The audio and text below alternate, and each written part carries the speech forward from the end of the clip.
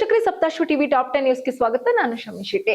ಮಧ್ಯಪ್ರಾಚ್ಯದಲ್ಲಿ ಬಿಕ್ಕಟ್ಟು ಮುಂದುವರೆದಿರುವ ನಡುವೆ ದುಬೈನಲ್ಲಿ ಶುಕ್ರವಾರ ಮತ್ತೆ ದೊಡ್ಡ ಸ್ಫೋಟಗಳ ಶಬ್ದ ಕೇಳಿ ಬಂದಿದ್ದು ಜನರಲ್ಲಿ ಆತಂಕ ಮೂಡಿಸಿದೆ. ಶಬ್ದದ ಬೆನ್ನಲ್ಲೇ ನಗರದ ಮಧ್ಯಭಾಗದಲ್ಲಿ ದಟ್ಟವಾದ ಹೊಗೆ ಕಾಣಿಸಿಕೊಂಡಿದೆ. ದುಬೈ ಮಾಧ್ಯಮ ಕಚೇರಿ ನೀಡಿರುವ ಮಾಹಿತಿಯ ಪ್ರಕಾರ ಕಟ್ಟಡದ ಹೊರಭಾಗದಲ್ಲಿ ವಿಮಾನ ತಡೆಹಿಡಿಯುವಿಕೆಯಿಂದ ಉಂಟಾದ ಅವಶೇಷಗಳು ಸಣ್ಣ ಘಟನೆಗೆ ಕಾರಣವಾಗಿದ್ದು ಯಾವುದೇ ಗಾಯಗಳು ಸಂಭವಿಸಿಲ್ಲ ಎಂದು ಅಧಿಕಾರಿಗಳು ದೃಢಪಡಿಸಿದ್ದಾರೆ. ಘಟನೆಯ ನಂತರ ದುಬೈ ಪೊಲೀಸರು ಈ ಪ್ರದೇಶವನ್ನ ಸುತ್ತುವರೆದಿದ್ದು ಕಟ್ಟಡಕ್ಕೆ ಗಮನಾರ್ಹ ಹಾನಿಯಾಗಿದೆ.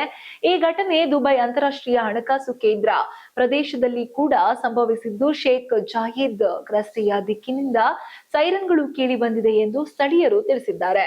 ಇನ್ನು ಇಸ್ರೇಲ್ ಮತ್ತು ಅಮೆರಿಕ ಸೇನಾ ಪಡೆಯು ಇರಾನ್ ಮೇಲೆ ದಾಳಿ ನಡೆಸಿದ ಬಳಿಕ ಇರಾನ್ ಹರ್ಮುಜ್ ಜಲಸಂಧಿಯಲ್ಲಿ ಸರಕು ಸಾಗಾಣಿಕೆ ಅಡ್ಡಿಪಡಿಸಿದೆ. ಇದರ ಪರಿಣಾಮವಾಗಿ ಭಾರತ ಸೇರಿದಂತೆ ವಿಶ್ವದ ಹಲವು ರಾಷ್ಟ್ರಗಳಲ್ಲಿ ತೈಲ ಬಿಕ್ಕಟ್ಟು ಉಂಟಾಗಿದೆ. ಭಾರತಕ್ಕೆ ಬರಬೇಕಿರುವ 20 ತೈಲ ಟ್ಯಾಂಕರ್ಗಳ ಸುರಕ್ಷಿತ ಸಾಗಣೆಗಾಗಿ ಭಾರತವು ಇರಾನ್ ಜೊತೆ ಮಾತುಕತೆ ನಡೆಸಿದ್ದು ಇರಾನ್ ಇದಕ್ಕೆ ಒಪ್ಪಿಕೊಂಡಿದೆ ಎನ್ನಲಾಗಿದೆ. ಹರ್ಮುಜ್ ಜಲಸಂಧಿಯಲ್ಲಿ ಹಡಗುಗಳ ಮೇಲೆ ಇರಾನ್ ದಾಳಿ ನಡೆಸುತ್ತಿರುವುದರಿಂದ ಆತಂಕದ ವಾತಾವರಣ ನಿರ್ಮಾಣವಾಗಿದ್ದು ಜಾಗತಿಕ ತೈಲ ಮಾರುಕಟ್ಟೆ ತೀವ್ರ ಬಿಕ್ಕಟ್ಟಿನಲ್ಲಿದೆ. ಇನ್ನು ಉತ್ತರ ಪ್ರದೇಶದ ಸಿಪ್ರಿ ಬಜಾರ್ ಪ್ರದೇಶದಲ್ಲಿ 524 LPG ಸಿಲಿಂಡರ್ಗಳನ್ನು ಕಳ್ಳತನ ಮಾಡಿದ್ದ ಗ್ಯಾಂಗ್ ಅನ್ನು ಪೊಲೀಸರು ಬಂಧಿಸುವಲ್ಲಿ ಯಶಸ್ವಿಯಾಗಿದ್ದಾರೆ. ಮಾರ್ಚ್ 2ರಂದು ಟ್ರಕ್ ಚಾಲಕ ಭಾರತ್ ಪೆಟ್ರೋಲಿಯಂ ಡಿಪೋ ಹೊರಗೆ ಸಿಲಿಂಡರ್ಗಳನ್ನು ತುಂಬಿದ ವಾಹನವನ್ನ ನಿಲ್ಲಿಸಿ ಮನೆಗೆ ತೆರಳಿದ್ದ. ಮಾರ್ಚ್ 6ರಂದು ಹಿಂತಿರುಗುವಾಗ ಟ್ರಕ್ ಕಳ್ಳತನವಾಗಿರುವುದು ಪತ್ತೆಯಾಗಿ ಡಿಪೋ ಮಾಲೀಕ ಪೊಲೀಸರಿಗೆ ದೂರು ನೀಡಿದ್ರು. ತನಿಖೆ ಕೈಗೆತ್ತಿಕೊಂಡ ಪೊಲೀಸರು ಝಾನ್ಸಿಯ ಬಳಿ ಖಾಲಿಯಾಗಿದ್ದ ಟ್ರಕ್ ಪತ್ತೆ ಹಚ್ಚಿ ಖಚಿತ ಮಾಹಿತಿಯ ಮೇರೆಗೆ ಗ್ವಾಲಿಯರ್ ರಸ್ತೆಯ ಗ್ಯಾಸ್ ಗೋದಾಮಿನ ಬಳಿ ದಾಳಿ ನಡೆಸಿ 7 ಜನ ಆರೋಪಿಗಳನ್ನ ಬಂಧಿಸಿದ್ದಾರೆ. ಪೊಲೀಸರು ಸಿಲಿಂಡರ್ಗಳನ್ನು ಹಾಗೂ 11 ಲಕ್ಷ ನಗದು ಹಣವನ್ನು ಕೂಡ ವಶಪಡಿಸಿಕೊಂಡಿದ್ದಾರೆ. ಇನ್ನು ಬೆಂಗಳೂರು ಹೊರವಲಯದ ಯಲಹಂಕ ಬಳಿ ಮಕ್ಕಳ ಕಳ್ಳರ ವದಂತಿ ಹಬ್ಬಿರುವ ಹಿನ್ನೆಲೆಯಲ್ಲಿ 2 ವ್ಯಕ್ತಿಗಳ ಮೇಲೆ ಸಾರ್ವಜನಿಕರು ಹಲ್ಲೆ ನಡೆಸಿದ ಘಟನೆ ನಡೆದಿದೆ. ಉತ್ತರ ಪ್ರದೇಶ ಮೂಲದ 2 ವ್ಯಕ್ತಿಗಳು ಕುಟುಂಬ ಸಮೇತ ಶೆಡ್ಗಳಲ್ಲಿ ವಾಸವಿದ್ದು ಮಣಿ ಮಾರಾಟ ಮಾಡುತ್ತಿದ್ದರು ಎನ್ನಲಾಗಿದೆ. ಅನುಮಾನಗೊಂಡ ಸ್ಥಳೀಯರು ಇಬ್ಬರನ್ನು ಹಿಗ್ಗಾಮುಗ್ಗಾ ಥಳಿಸಿ ಚಿಕ್ಕಜಾಲ ಪೊಲೀಸರಿಗೆ ಒಪ್ಪಿಸಿದ್ದಾರೆ. ಸದ್ಯ ಇಬ್ಬರ ಹಿನ್ನೆಲೆ ಕುರಿತು ಪೊಲೀಸರು ಕೂಡ ತನಿಖೆ ನಡೆಸುತ್ತಿದ್ದು ಇವರು ಓಡಾಡಿದ ಸಿಸಿಟಿವಿ ದೃಶ್ಯಗಳನ್ನು ಕೂಡ ಪರಿಶೀಲಿಸುತ್ತಿದ್ದಾರೆ.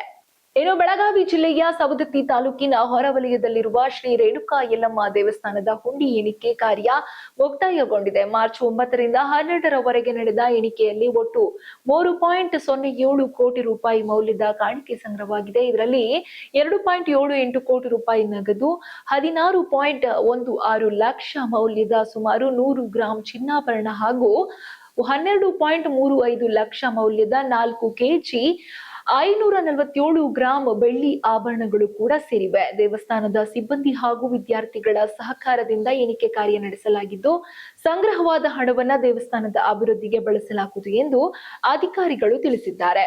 ಇನ್ನು ಚಿಕ್ಕಮಗಳೂರು ಜಿಲ್ಲೆಯ ಕಡೂರು ತಾಲೂಕು ಕಚೇರಿಯಲ್ಲಿ ನಡೆದ ಸರ್ಕಾರಿ ಅಭಿವೃದ್ಧಿ ಸಭೆಯಲ್ಲಿ ಶಾಸಕರು ಗೈರು ಗಮನ ಸೆಳೆದಿದೆ. ಹೌದು, ಮಾರ್ಚ್ 12ರಂದು ತಹಶೀಲ್ದಾರ್ ಕರೆದಿದ್ದ ಸಭೆಯಲ್ಲಿ ಭೂ ದಾಖಲೆಗಳ ಉಪ ನಿರ್ದೇಶಕರು, ಉಪ ತಹಶೀಲ್ದಾರರು, ರಾಜಸ್ವ ನಿರೀಕ್ಷಕರು ಮತ್ತು ಪಿಡಿಒಗಳು ಹಾಜರಾಗಿದ್ರು. ಆದರೆ ಕಡೂರು ಶಾಸಕ KS ಆನಂದ್ ಹಾಜರಾಗಬೇಕಾದ ಜಾಗದಲ್ಲಿ ಅವರ ಆಪ್ತ ಸಹಾಯಕ PA ಮಂಜುನಾಥ್ ಕೂತು ಸಭೆ ನಡೆಸಿದ ಘಟನೆ ಸಾರ್ವಜನಿಕ ವಲಯದಲ್ಲಿ ತೀವ್ರ ಚರ್ಚೆಗೆ ಕಾರಣವಾಗಿದೆ. ಶಾಸಕರಿಲ್ಲದ ಸಂದರ್ಭದಲ್ಲಿ PA ಅಂದ ದರ್ಬಾರು ನಡೆಸಿದಂತಾಗಿದೆ ಎಂಬ ಟೀಕೆಗಳು ಕೇಳಿಬರುತ್ತಿದೆ.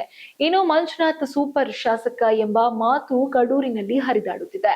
ಇನ್ನು IPL ನಲ್ಲಿ MS ಧೋನಿ 278 ಪಂದ್ಯಗಳನ್ನು ಆಡಿದ್ದು 5439 ರನ್ಗಳನ್ನು ಕೂಡ ಗಳಿಸಿದ್ದಾರೆ. ಭಾರತದ ಮಾಜಿ ನಾಯಕನಾಗಿ ಅವರು ಚೆನ್ನೈ ಸೂಪರ್ ಕಿಂಗ್ಸ್ ತಂಡವನ್ನ 5 ಬಾರಿ ಚಾಂಪಿಯನ್ಗೊಳಿಸಿದ್ರು. 2024ರ ಋತುವಿಗೆ ಮುಂಚಿತವಾಗಿ ನಾಯಕತ್ವ ತ್ಯಜಿಸಿದ್ರು. ಹಾಗೆ ಗಾಯದ ಕಾರಣದಿಂದ ಋತುರಾಜ್ ಗಾಯಕ್ವಾಡ್ ಹೊರಗುಳಿದಾಗ ಧೋನಿ ಮತ್ತೆ ನಾಯಕತ್ವ ವಹಿಸಿದ್ರು. ಧೋನಿ ಇಲ್ಲದೆ CSK ಅಪೂರ್ಣ ಎಂದು ಮಾಜಿ ಆಟಗಾರ ಇರ್ಫಾನ್ ಪಠಣ್ ಅಭಿಪ್ರಾಯಪಟ್ಟಿದ್ದು ಈ ಬಾರಿಯ ಟೂರ್ನಿಯೇ ಅವರ ಕೊನೆಯದಾಗಬಹುದು ಎಂದು ಕೂಡ ಹೇಳಿದ್ದಾರೆ. ಇನ್ನು ಭಾರತದ ಸ್ಟಾರ್ ಸ್ಪಿನ್ನರ್ ಕುಲ್ದೀಪ್ ಯಾದವ್ ತಮ್ಮ ಬಾಲ್ಯದ ಗೆಳತಿ ವಂಶಿಕಾ ಅವರೊಂದಿಗೆ ಮಾರ್ಚ್ 14ರಂದು ಉತ್ತರಾಖಂಡದ ಮಸೂರಿಯ ರೆಸಾರ್ಟ್ ನಲ್ಲಿ ವಿವಾಹವಾಗುತ್ತಿದ್ದಾರೆ. ಈ ಕಾರ್ಯಕ್ರಮಕ್ಕೆ ಗಣ್ಯರನ್ನ ಆಹ್ವಾನಿಸಲಾಗಿದ್ದು ವಿರಾಟ್ ಕೊಹ್ಲಿ ಮತ್ತು ರೋಹಿತ್ ಶರ್ಮಾ ಸೇರಿದಂತೆ ಹಲವು ಕ್ರಿಕೆಟ್ ತಾರೆಯರು ಕೂಡ ಭಾಗವಹಿಸುವ ಸಾಧ್ಯತೆ ಇದೆ.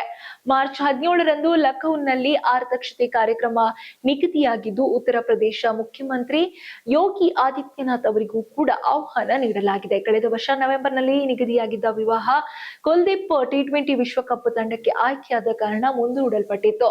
ಇದೀಗ ಮಸೂರಿನಲ್ಲಿ ವಿವಾಹ ಸಿದ್ಧತೆಗಳು ಕೂಡ ಭರದಿಂದ ಸಾಗುತ್ತಿವೆ. ಇನ್ನು ಅಮೆರಿಕ, ಇಸ್ರೇಲ್ ಮತ್ತು ಇರಾನ್ ನಡುವಿನ ಯುದ್ಧದ ಪರಿಣಾಮವಾಗಿ ಕಲಬುರಗಿಯಲ್ಲಿ ಗೃಹ ಬಳಕೆ ಸಿಲಿಂಡರ್ಗಾಗಿ ಜನರು ಪರದಾಡುತ್ತಿದ್ದಾರೆ. ಸೆಡಂ ಪಟ್ಟಣದ ವೆಂಕಟೇಶ್ವರ ಬಡಾವಣೆಯ ಸವಿತಾ ಗ್ಯಾಸ್ ಏಜೆನ್ಸಿ ಮುಂದೆ ಖಾಲಿ ಸಿಲಿಂಡರ್ಗಳನ್ನು ಹಿಡಿದು ಕ್ಯೂನಲ್ಲಿ ನಿಂತ ಗ್ರಾಹಕರು ಸುಡು ಬಿಸಿಲನ್ನು ಲೆಕ್ಕಿಸದೆ ಕಾಯುತ್ತಿದ್ದಾರೆ. ಮನೆಗೆ ಸಿಲಿಂಡರ್ ಕಳುಹಿಸುತ್ತೇವೆ ಎಂದು ಏಜೆನ್ಸಿ ಮಾಲೀಕರು ಮನವಿ ಮಾಡಿದರು. ಗ್ರಾಹಕರು ಅದನ್ನು ಲೆಕ್ಕಿಸದೆ ನೇರವಾಗಿ ಸಿಲಿಂಡರ್ ನೀಡುವಂತೆ ಪಟ್ಟು ಹಿಡಿದಿದ್ದಾರೆ. ಈ ದೃಶ್ಯ ಸ್ಥಳೀಯರಲ್ಲಿ ಗ್ಯಾಸ್ ಕೊರತೆಯ ತೀವ್ರತೆ ಮತ್ತು ಜನರ ಸಂಕಷ್ಟವನ್ನ ಸ್ಪಷ್ಟವಾಗಿ ತೋರಿಸಿದೆ. ಇನ್ನು ಉತ್ತರ ಕನ್ನಡ ಜಿಲ್ಲೆಯ ಕಾರವಾರದ ಹಳಗ ಗ್ರಾಮದಲ್ಲಿ ಚಿರತೆ ಬಾವಿಗೆ ಬಿದ್ದ ಘಟನೆ ಆತಂಕ ಮೂಡಿಸಿತು. ತಕ್ಷಣವೇ ಅರಣ್ಯ ಇಲಾಖೆ ಸಿಬ್ಬಂದಿ ಬಾವಿಗೆ ಏಣಿ ಹಾಕಿ ರಕ್ಷಣಾ ಕಾರ್ಯಾಚರಣೆ ನಡೆಸಿದರು. ಏಣಿಯ ಮೂಲಕ ಹೊರಬಂದ ಚಿರತೆ ಪುನಃ ಕಾಡಿನ ಕಡೆಗೆ ಓಡಿ ಹೋಗಿದ್ದು, ಗ್ರಾಮಸ್ಥರು ನಿಟ್ಟುಸಿರು ಬಿಟ್ಟಿದ್ದಾರೆ. ಈ ಘಟನೆಯಿಂದ ಊರಿನ ಜನರಲ್ಲಿ ಕೆಲಕಾಲ ಆತಂಕ ಉಂಟಾದರೂ ಅರಣ್ಯ ಇಲಾಖೆಯ ತ್ವರಿತ ಕ್ರಮದಿಂದ ಪರಿಸ್ಥಿತಿ ನಿಯಂತ್ರಣಕ್ಕೆ ಬಂದಿದೆ. ಇದು ಈ ಹೊತ್ತಿನ ಟಾಪ್ 10 ನ್ಯೂಸ್ಗಳು. ಇನ್ನಷ್ಟು ಸುದ್ದಿಗಳಿಗಾಗಿ ನೋಡ್ತಾ ಇರಿ ಸಪ್ತಾಶ್ವ ಟಿವಿ.